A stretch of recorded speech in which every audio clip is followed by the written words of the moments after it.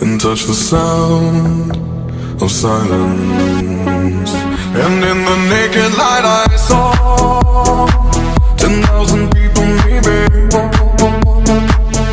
people talking without speaking, people hearing without listening, people writing songs that voices never share, and no one dared disturb the sound of silence. Fool said, you do not know. Silence like a cancer grows. Hear my words and I might teach you. Play my arms and I might reach you. But my words, like silent raindrops, fell